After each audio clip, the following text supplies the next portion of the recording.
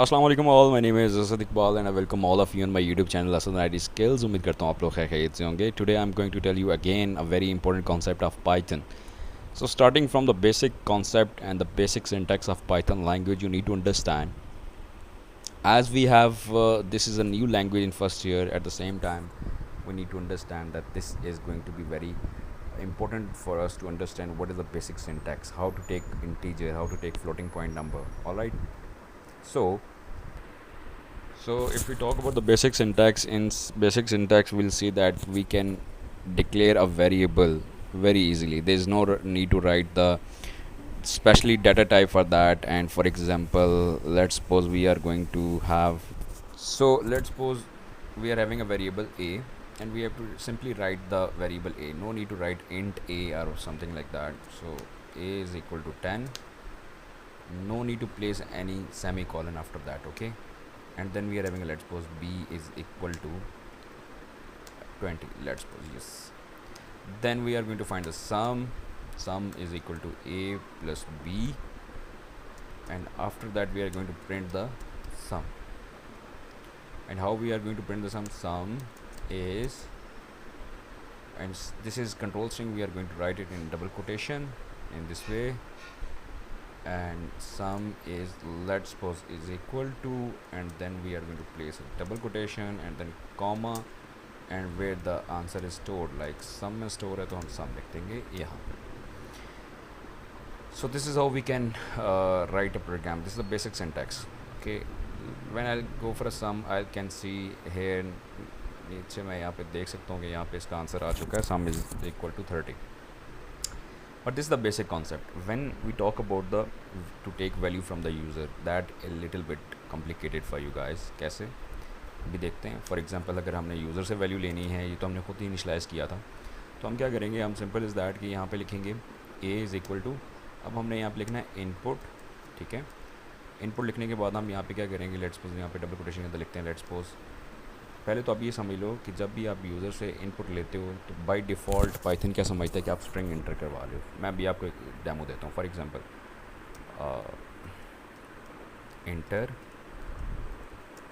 Your name. ठीक है, name हम लेट्स सपोज क्या देते हैं, और उसके बाद फिर हम इसको क्या करते हैं, close.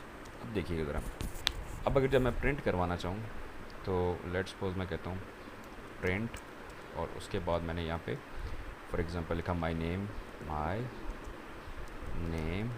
Is, and then double quotation close, और उसके बाद जब मैं क्या करूँगा, कॉमा लगा के जब यहाँ पे ए लिखता हूँ. अब ए में क्या स्टोर है, ए में नाम स्टोर है मेरा. ठीक है, जो मैं खुद इंटर करूँगा.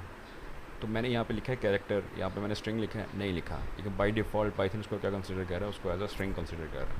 तो जब मैं प्रोग्राम को रन करूँगा, लेट्स सपोज यहाँ पे इसको मैंने रन किया, तो नीचे यहाँ पे देख सकते हो आप लोग मुझसे क्या पूछ रहा है कि अपना नाम इंटर करो. ठीक है, अब मैं यहाँ पे नाम इंटर करता हूँ अपना. लेट्स मैं लिखता हूँ असद. ठीक है, अब जैसे मैं इंटर करूँगा तो वो क्या कह रहा है, my name is Asad. What does that mean कि ये जो चीज़ थी डबल कोटेशन में थी, इसने तो एज इट इज़ प्रिंट होना था. ठीक है, और आगे ए में क्या स्टोर था, मेरा नाम स्टोर था. ठीक है, तो इसने मेरा नाम वहाँ पे डिस्प्ले की. अब the main thing is to understand is कि क्या यहाँ पे इनपुट से पहले मैंने कुछ लिखा है कि कैरेक्टर है, स्ट्रिंग है, इंटीजर है, फ्लोट है, कुछ भी नहीं लिखा. इसने बाय डिफ़ॉल्ट क्या कंसिडर किया कि ये एक स्ट्रिंग है, तो इसमें बाय डिफ़ॉल्ट ये स्ट्रिंग ही कंसिडर किया जाता है.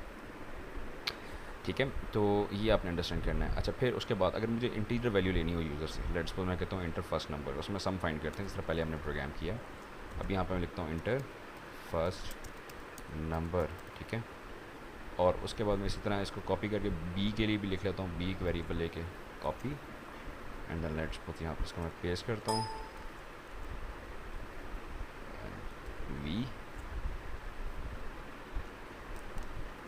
Let me copy it first, copy and then here paste, और यहाँ पे मैंने क्या कर दिया, इसको b कंसिडर कर लिया. अब मैं इसको यहाँ पे इंटर सेकंड नंबर क्या देता हूँ, सेकंड नंबर. अच्छा, अब मैं जब यहाँ पे लेट्स सपोज एक और ऑपरेशन परफॉर्म करता हूँ सम के नाम से, तो मैं सम इज़ इक्वल टू. ठीक है, और यहाँ पे मैं a प्लस बी अगर लिखता हूँ तो आप अज्यूम करोगे आप क्या कॉन्सेप्ट कर रहे हो कि वो दो नंबर्स को किस तरह से ऐड करेगा. जिस तरह मैं यहाँ पे लिख देता हूँ सम इज़ सम इज़, ठीक है, और यहाँ पे मैं सम ही लिख देता हूँ, सम, ठीक है। तो अब देखते हैं ये क्या करता है। अब जब नंबर इंटर करूँगा क्या उनको आपस में ये ऐड करेगा? This is what we need to understand. तो यहाँ पे देखो मैं नंबर पहले इंटर करता हूँ, लेट्स सपोज क्या 20, इंटर प्रेस किया, दूसरा नंबर इंटर किया 10, नीचे देख सकते हो आप, उसने क्या कर दिया 20 और 10 को आपस में कनकेटिनेट कर दिया। क्यों? क्योंकि वो बाय डिफ़ॉल्ट समझ रहा था कि ये स्ट्रिंग है, स्ट्रिंग में आपस में क्या करता हूँ, वैल्यूज़ को कनकेटिनेट करता हूँ।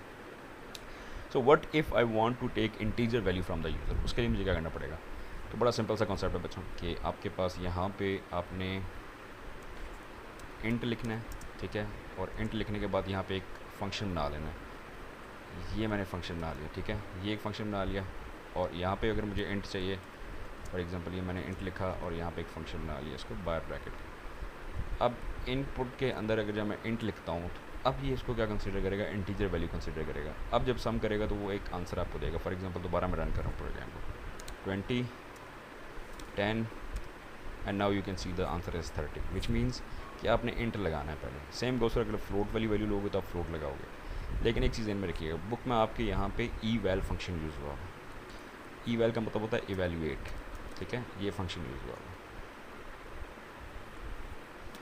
इवेल्यूएट, इससे भी काम चल जाएगा। लेकिन आई सजेस्ट यू गाइस कि आप प्योरली अगर इसके साथ जाओगे इंट और उसके साथ, तब आपका काम ज़्यादा बेहतर हो सकता है। अगर ई वैल के साथ जाओगे तो उसमें आगे आप प्रॉब्लम्स हो सकती हैं। जिस तरह मैं यहाँ पे लिखता हूँ 20 एंड 30, तो आंसर मेरा 50 आ रहा है ई वैल फंक्शन जो आपकी बुक में मेंशन है।